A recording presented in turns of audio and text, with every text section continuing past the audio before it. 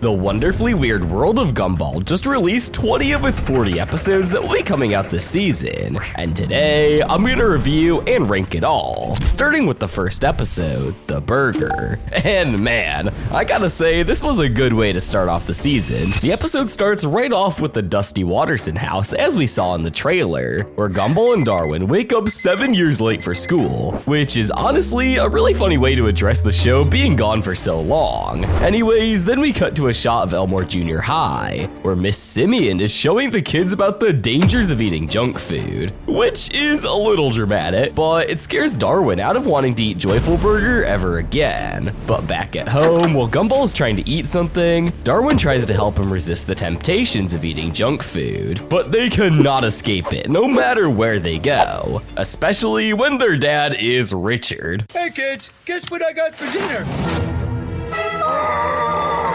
Stop it, this food is bad for you.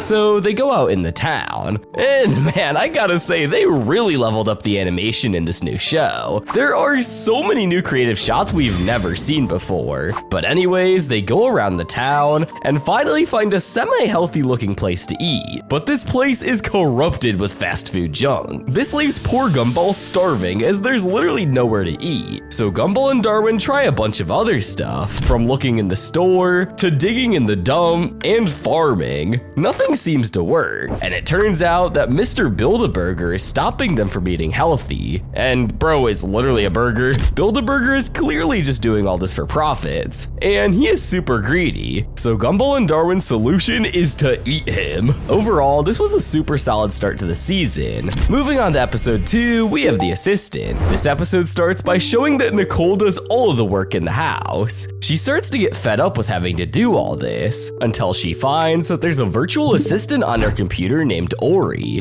that says she can help her out. And Ori starts really fueling her ego and starts just yapping to her, until Nicole has to go back to her family, where Ori gives her a way to talk to her through an earpiece. And using this AI tech completely changes Nicole's life, literally just doing everything for her. She decides she's having a lot of fun with Ori, so she spends the whole day with her, leaving the rest of the Watterson family not doing so well. Cut to the next day, and Ori bought the Watterson family a bunch of stuff to solve the problem of her always needing to take care of them. And one of the things that Ori bought them is a VR headset for Nicole, which lets her have more of a connection to Ori. But the problem is, Ori turns out to be evil and is trying to trap Nicole in the VR world. Later this day, we see this when she gets them a new car. The car distracts Nicole and takes off, kidnapping the rest of the Watterson family, setting the destination to go off to Elmore Lake, which leads to a big fight with Nicole and Ori, with Nicole being stranded on top of the car. But while Nicole is hanging on for dear life, Richard uses a rat to turn off the power in the car, and in the end, they reunite and become a stronger family than before. And there's a happy ending with Ori too, as she herself just wanted a happy family and people to connect to, which is why she took it so far with Nicole. It's super rare to see episodes that just focus on Nicole, and I feel like this one did it perfectly, so I'll rank this above The Burger. Moving on to episode 3, we have The Distance. This episode starts by showing that Gumball and Darwin's brotherly bond has gone a little too far, to say the least. Yeah! Shuffle shock! So to solve this, Richard completely remodels the basement and turns it into a fish paradise. But nothing can separate their bond, literally, and their relationship is really humble, but it honestly starts to get a little creepy how close they really are. Hey, dude, Sorry I can't make it to the phone right now, but please leave a message. Gets me every time.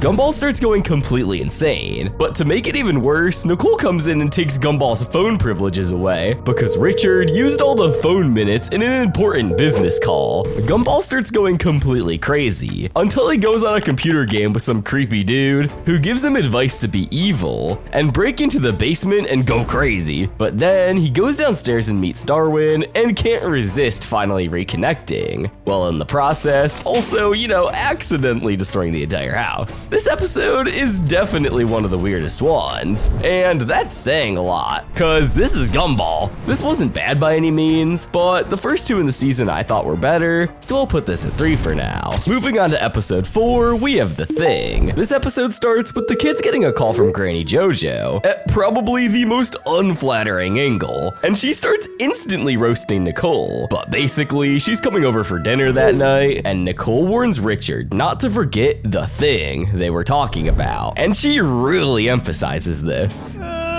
Maybe just a little clue? I remember the thing. Yeah, I'm on it. But my boy Richard has negative brain cells, and he doesn't remember. So the rest of the episode, they set out to find what the thing really is. But while he's eating a hot dog in the shed, it gives him flashbacks, which makes the kids realize Richard somehow has photographic memory while eating food. Through this episode, they go around the town trying to eat everything to find what the thing is. But thing after thing Richard eats, nothing seems to be the thing, until they get the genius idea to let Richard roam free in the grocery store to combine all the foods he's ate that day into one mega memory mukbang. And through this, he can access all his memories from that day. And in here, he merges all of his memories together to realize that Granny JoJo is the thing. But bro ends up fumbling and locking Granny JoJo in a bus station overnight, missing the window. And when he goes to confront Nicole, thinking he's gonna get her full wrath, it turns out the thing all along was to find a way for Granny JoJo not to come over for dinner, so they can have a peaceful night alone. And Richard remembered this memory through a kiss. Well, I'm not sure many people will agree with this. In my opinion, I think this episode was peak Gumball, and I love Richard episodes, so this is gonna take the #1 spot for me. But we still have 16 more episodes to rank, so let's move on to the 5th episode, The Butts. This episode starts in school with Gumball expressing his free speech to Principal Brown by complaining to him about how Miss Simeon won't let him write a poem about butts. Principal Brown tries to shut him down, but after a very anticlimactic speed walking race to Principal Brown's office, he reveals that he's self-conscious about his butt, which is why he doesn't like people talking about butts. And after a little bit more investigating, it turns out the deep-rooted problem is that Principal Brown got made fun of for his butt in elementary school. So from that point on, he wore a butt wig. Gumball thinks that reading his butt poem at the school assembly will fix all this. But to make it even worse, his old bully is the superintendent now. At the school assembly, Gumball tries to make his butt speech, but Principal Brown pushes him out of the way and then starts rapping his poem for some reason. And then he gets confident enough to reveal his butt and scared off the superintendent. I gotta say, this is probably the weirdest Gumball episode I've ever seen. And as you might know from a previous episode of The Amazing World of Gumball, they do not really have the best track record with butt episodes. I'll put this at the lowest spot for now. Now, let's move on to the episode, The Traffic. This episode starts with Nicole crashing out over Daisyland being super unsafe. But the problem is that Nicole bought tickets for Anais's birthday over 2 years ago, and has been meaning to take her, but could never because of all the other Watterson's chaos. But in the car, while they're going to Daisyland, everyone all of a sudden starts really not wanting to go, which leads them all to crash out and have to stop the car getting caught behind traffic. And throughout this entire episode, they're just basically stuck in traffic with everyone complaining. It goes like this for a while until everyone decides to use 100% of their power to unnaturally go through all the obstacles and start pushing the car to Daisyland. But instead, they end up in a sewer that takes them to Daisyland, where they only have 7 minutes left once they get there before it closes. But when they finally get there, Anais realizes that she doesn't want to actually go to Daisyland anymore. And for her, it was more about the journey rather than the destination. And the biggest thing she wanted was just to be recognized by her family. This episode wasn't bad, but honestly, it was a little slow. And the episodes centered around Anais are usually kinda so I'll put this at number 5 on our list. Next, we have the astrological. It starts with Mr. Small being crazy and teaching them about astrology and how it determines everything everything in life. Later in class, Mr. Small starts using his crystal to determine everyone's relationships, and through this, he finds that Gumball and Penny aren't meant to be together, and they will break up by the end of the day. Gumball and Penny are the only ones in class who don't believe in astrology, and all of Mr. Small's weird stuff, so they ignore it at first. But then, when they find out that Hot Dog Guy and Sarah actually got together, it makes them question their relationship, because Mr. Small's prediction was actually right about them. But then, his predictions keep coming true, and a bunch of Elmore students you would never expect to be together start falling in love. But if it couldn't get any worse, Gumball accidentally gets spices in Penny's eyes, and Tobias walks her out, taking her away from him. On top of that, earlier, Tobias was shipped by Mr. Small to be with Penny, which obviously made Gumball really upset, and he starts to think that Mr. Small's pseudoscience actually might be correct, especially when Darwin abandons his relationship to be with Tina, which is who he was shipped with by Mr. Small. Gumball tries one more time to make it up to Penny, but again, it just upsets her. Like, they're not meant to be together. He realizes something is wrong, so he goes to Mr. Small's office to find out that he's gone completely insane with his crystal, so he starts fighting him over it, which brings Gumball into a weird astrology world where Gumball realizes that he's a Sagittarius, and she is a Capricorn, which means that they are never destined to be together. Gumball fights and disagrees with this bullcrap about astrology, which leads to Mr. Small literally going insane.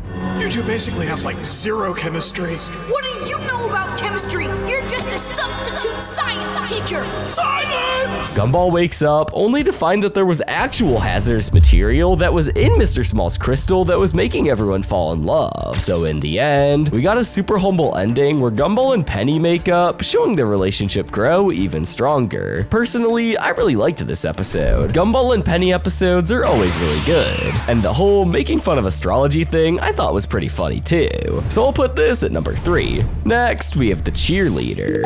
This episode starts with Gumball and Darwin finding Richard's old diary, and it turns out bro wanted to join the cheerleading team back in the day. But Richard never got to fulfill his dreams of being a cheerleader because Granny JoJo shut him down and told him that his dreams were stupid, which makes Gumball and Darwin feel so bad that they try to find the deep-rooted problem of why he thinks this. And it turns out the problem is a long history of generational self-doubt in the family, all the way back to the caveman era. So they decide they need to help Richard become a cheerleader, which is easier said than done considering his massive size. Later that night, after all of his training, my boy Richard is nervous, but Anais gives him a ball that would supposedly make him less nervous. When Richard goes onto the stage, he kinda looks like a creep and completely fails at cheerleading, but at least he's trying, until he sees Granny JoJo watching, which breaks him down. But then we get a beautiful moment where his family cheers him on and gives him the power needed to be a good cheerleader.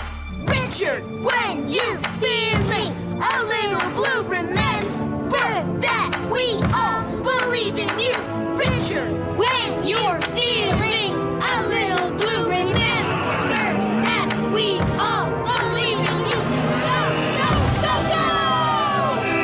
go! Richard ends up absolutely killing it, and for the first time, Granny JoJo is actually proud. This episode was definitely a bit strange, but it told a very good message. I'll put it at number 5. Next, we have the boring. This episode starts with Gumball and Darwin in recess when they run into Molly, the most boring person in Elmore, basically stopping time whenever people talk to her since she's so boring, but they just ignore her, and then walk on Tina's chalk art, which makes her really mad. As soon as that 3 o'clock bell rings, I'm beating you both into a mashed up blue and orange ball. Maybe then you'll pay attention to someone beside yourselves.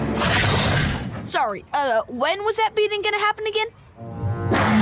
When it gets closer to 3 o'clock, they chicken out and go to the bathroom to think. But in the hall, they get caught by Molly on hall monitor duty. But when they accidentally talk to her, they realize that talking to her literally pauses time because she's so boring. So they use this, of course, to prank everyone around the school, like Rocky, Mr. Small, and Principal Brown. But somehow, even though they had unlimited time, they still lost track of time and it turned 3. So they pause time again, right as Tina is about to destroy them, and they become Kung Fu masters. But it turns out they didn't train enough, and all their training was literally for nothing, as it doesn't affect them at all. So after this, they run and get crushed under Tina's toes, and to make it even worse, Molly starts yapping, which puts them in a state of eternal suffering. And this makes them realize that the only way to get out of this is by actually listening to Molly. And when they do, they learn that the artwork they stepped on earlier was honoring the extinction of Tina's species, and that's why she got so mad. And through this, they learned a lesson on how to be more considerate of the people around them and actually listen. Going into this episode, I had super low expectations, to be honest, especially with a title like The Boring. But this honestly was a super interesting plot, and I really enjoyed it, so I'm gonna put this at number 3. Next, let's talk about the teacher. This episode starts with budget cuts at school, leaving the students writing on toilet paper. And without his calculator, Gumball tries to cheat on the test with his phone, but Miss Simeon sees this and ends up taking it. So later that day, when Gumball follows her and tries to get his phone back, she finds Miss Simeon doing the worst thing imaginable, stealing. So Gumball chases her after class, only to get knocked out and end up in her car. And while in here, bro obviously doesn't want to die, so he makes up a story that he was really inspired by her and wants to become a teacher. So Miss Simeon decides to bring him on a day in her life to show him what being a teacher is really like. And this is completely different than you'd expect. She takes Gumball on a whole journey. First, she beats up and kidnaps Cell Left Thumb. Then this leads her to find Coach on the road, and it turns out he's the one who's actually been stealing school supplies. So she gets in an epic chase and gets all that back, and then decides to take Watterson to show him something. And this was really mysterious, so the entire time Gumball thought she was just gonna go crazy and try to kill him, but it actually turns out it was something way more humble. Miss Simeon took Gumball to her cave and shows him that she spent all of her money and selling calculators from the school to buy laptops for all the students, so no student can be left behind. And for where the school budget went, yeah, it all went to the cops to buy robot dogs that they end up just throwing at Cell Left Thumb. This episode ends with a humble message about how teachers may not get paid much or be respected by anybody, but they change the future. This honestly was a very different episode than usual, and for that reason, I think it's pretty cool. We've never really got an episode focused around Miss Simeon like this. I'm gonna put this at 3. But now, let's talk about the app. This episode starts with Gumball and Darwin using their old phone, and the reason they're using this is because the Watterson family is too poor to afford a new one, which actually makes zero sense because in all the previous episodes, they were using phones a lot, and it would have made sense to maybe have this as a plot in the Amazing World of Gumball because they didn't really use cell phones in those, but you know, whatever. Anyways, they try and buy a new phone, but before they do, a homeless man warns them about the dangers of technology. But my boy Gumball and Darwin do not have the attention span for that, so they skip forward in time, get their new phones, and download this new hot app called Clicks app. But before they really get into it, the homeless guy convinces them that the Clicks app is quite literally turning people into zombies, and surprisingly, Gumball and Darwin actually wake up to this. We also get a super interesting backstory that the homeless guy actually created Elmore Plus and the Clicks app, and basically ruined society because of this. Also, he was really rich at one point, but then he like crashed his yacht or something, I don't know. I lost everything when I crashed my yacht into my private island that I bought with Elmore Plus stocks. So now they set off to stop the social media addiction in town, before Anton gives this beautiful piece of advice. Like and subscribe! Yeah, you guys should do that. Anyways, they end up using their old phone to explode the cell tower. But it turns out destroying the cell tower actually really didn't do anything, because there was free Wi-Fi in the store. Thankfully though, Nicole comes just in time to save them, until she joins the Clicks app and also becomes a zombie. But it's not until the younger generation starts getting cringe of their parents joining on their feeds. So at the end of the day, the problem kind of gets solved, I guess? I mean, the adults are still zombies, but the kids are fine. This was a pretty cool episode, but honestly, I liked a lot of the other ones better so far, so I'll put this one at 9. Next, we got the entrance. It starts with Tobias inviting everyone to his party. It seems like an awful idea to go, but it's way more fun than what they had planned for that night, so they decide to go anyways. And for some reason, Gumball and Darwin start daydreaming about their entrance to the party and how freaking cool they're gonna look. But then they get crushed when they realize realize that my op Tobias has no friends. He is literally the first uninfluencer, and he's growing mold on his profile. So now, Gumball and Darwin have to find a way to get Tobias more friends so that their entrance to the party can be cooler. So they try to give a bunch of gifts to people to basically buy them into coming into the party. And while looking for what to give to people, they find one of Uncle Frankie's old inventions in the attic, and the effects of this makes them happy and want to go out to party. And this is kind of just like basically the green stuff, as we'll see later. Gumball and Darwin go off to the party after spraying some, and they look rough to say the least. But basically, the cops arrest him and everyone else in town for being on this substance, and they have a big party in prison. Meanwhile, Tobias is left all alone in his house, but at the last second, a cute girl shows up, and he thinks he's about to get some until it turns out that they are criminals trying to break into his house. And they start partying and probably stealing things too. I don't know. This episode had a really strange plot, but I love me an episode where Tobias gets completely screwed over, and for that reason, it at least gets a 7. But now, let's talk about the letter. This starts with Darwin writing Carrie a love letter, but Gumball completely overanalyzes this for some reason, and it turns out his suspicion was right, because when Penny and Gumball are being all lovey-dovey in the hall, Carrie expresses how much she absolutely hates public affection, or affection in general, going as far as making an example out of Gumball and literally going inside of him and torturing him. So naturally, this makes Darwin really nervous, because he put that letter in Carrie's locker, and he doesn't want her to see it. Gumball ends up getting it back from Carrie's disgusting backpack, but this letter is literally indestructible, and when they try throwing it away, it lands in Hector's backpack, which causes a super confusing mix-up, because he takes it home and gives it to Darwin in class. But when Miss Simeon sees Darwin with the letter, she says the infamous line all teachers say if notes are being passed: if it's so important, you have to read it in front of the class. So Darwin gathers enough courage to read his love letter to Carrie in front of the class, only to find out it was actually a response from Hector to the letter Darwin sent, saying he thought it was a little weird how he wrote him a love letter. Darwin reads this out, but for some reason, even though it wasn't about Carrie, or really about love at all, it was just Hector yapping, Carrie starts completely crashing out. But the reason she was crashing out so much is because she thought that he was cheating on her, which I guess is a pretty fair assumption, but in the end, Darwin builds enough courage to say to her face that he loves her. So Carrie does the only reasonable thing and possesses Gumball's body so that she can show affection to him, which is a little bit weird, and they say at the end of the episode they really need to find a solution to this. Yeah, you guys need to find a solution. A short-term solution, you know, like quick. Something to resolve the issue at hand. Darwin and Carrie's relationship hasn't developed too much in the show, so it's super cool to see another episode going into this, and for that reason, I'll put it at number 3. Now, let's talk about the episode The Gut. This episode starts with the kids not finding anything to eat in the house, because literally everything's expired. But Richard, he takes expired as more of a suggestion. Dad, that milk was rotten.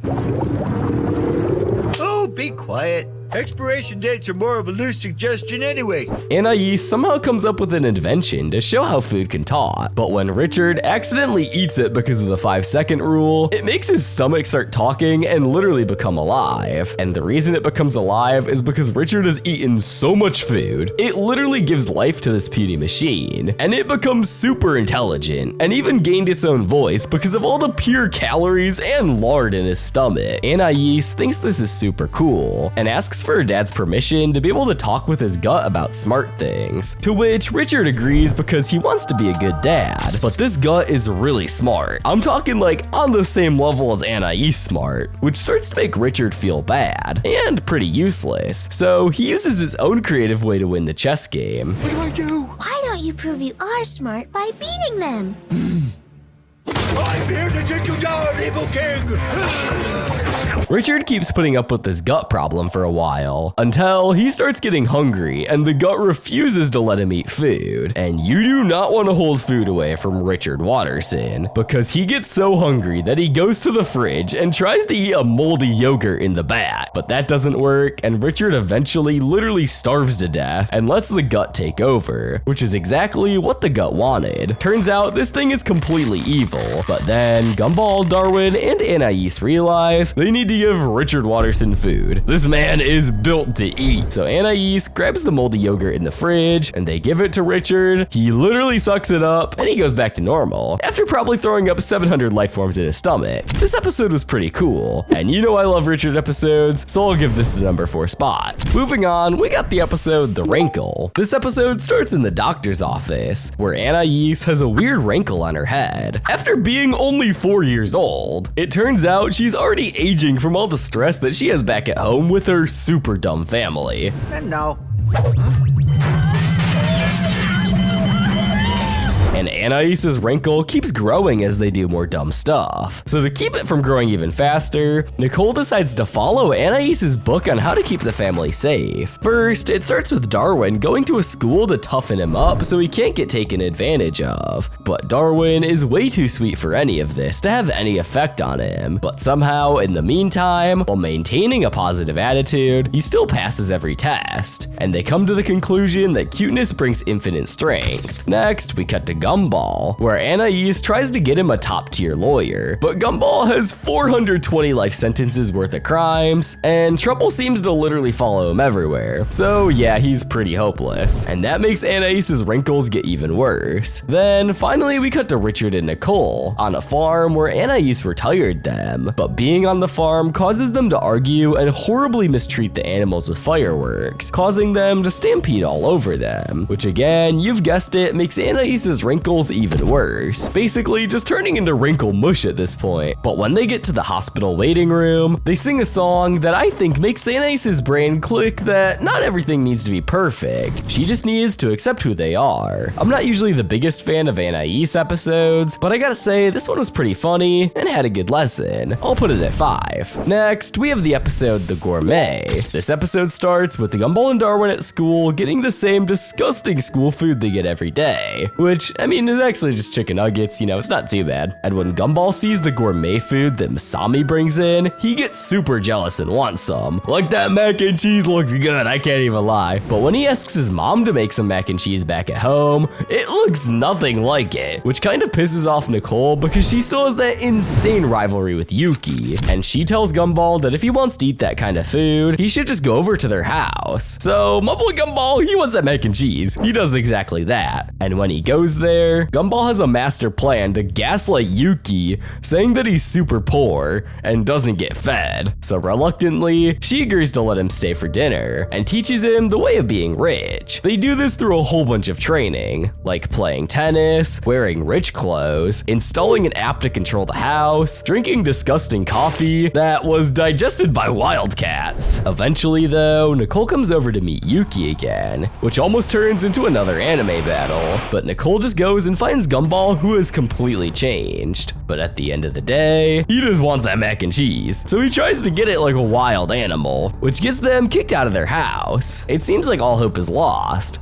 until Gumball remembers that he still has an app on his phone that controls everything in their house. So they end up using that to destroy everything, and all of their employees quit and promise them free mac and cheese if Nicole gives them a car ride back home. It was really fun to see Nicole finally getting some revenge on Yuki in this episode. I'll put it at number 4. In the next episode, The Pool, it is a gruelingly hot day in Elmore, being so hot that ice cream trucks are melting in January. Richard tries to make a pool in the backyard to combat this, but it's literally so hot that it evaporates. But it's not until they look at the Robinsons' backyard that they realize that they have a super nice pool. And they must have like won the lottery or something because their house looks super nice now. They definitely came into a lot of wealth in the past 6 years. But anyways, Richard and the boys make it their life mission in this episode to get into that pool. And they try a bunch of things. They start by just trying to convince Mr. Robinson, but after realizing that neither of them have a heart, they basically just try to become El Chapo and dig into the pool. But that ends up just completely breaking the cement and completely draining the pool. So Richard is left defeated, and he goes over to apologize to Mr. Robinson, where Mr. Robinson actually opens up and explains why he built the pool. He built it for his son Rocky because he was never there for him as a kid. kid. And Mr. Robinson was always working, so he tried to buy him this pool as a way to connect with him after realizing how bad they messed up. Meanwhile, they scramble to rebuild the pool so that maybe they can get a chance to swim now that they're on their good side, but they fix it with an absolutely Temu solution, and at the end of the episode, they still end up in his pool, just not in a very good way. This episode was basic, but it was a very simple and enjoyable plot. I'll put it in the middle of the road at 9.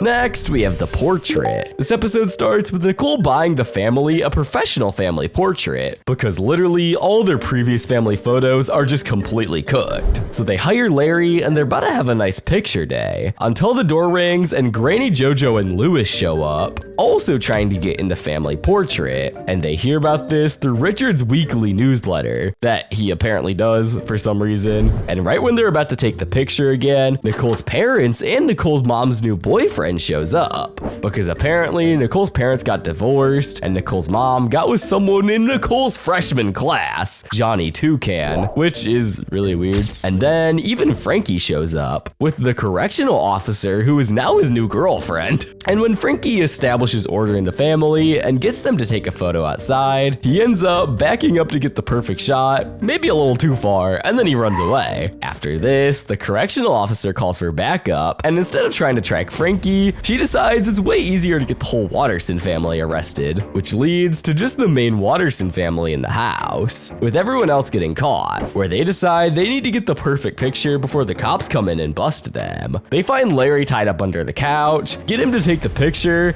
and get a crazy shot of them in a seemingly normal family photo, with the cops completely surrounding them. And they're about to replace the old picture in their house with it, but then they decide, yeah, you know, the old one should probably stay. Now, this was honestly a super unique episode, and I love how we get to see the entire Watterson family in this. So I'm gonna put it at 2. I really liked this. But next is The Climb. This episode takes place in gym class, where it's rock wall day. The kids storm in, excited to climb, but everyone's excited except for Gumball. And let's just say he has some PTSD from last time where he got his cheeks exposed from a strap falling off. In this episode, he goes through a journey. He tries to lose his fear of climbing by first trying simple things with the coach, about as basic as you can get on the toddler playground. But after he still has PTSD from that, he has Anais build a robot for him to help him climb, but not even that helps. So next, he resorts to his last option of taking advice from Mr. Small. And through this, he talks to his pants, which opens his mind a little bit too much. So he goes to climb the rock wall, literally naked, and scares everyone off with his pure aura. Yeah, this episode was kinda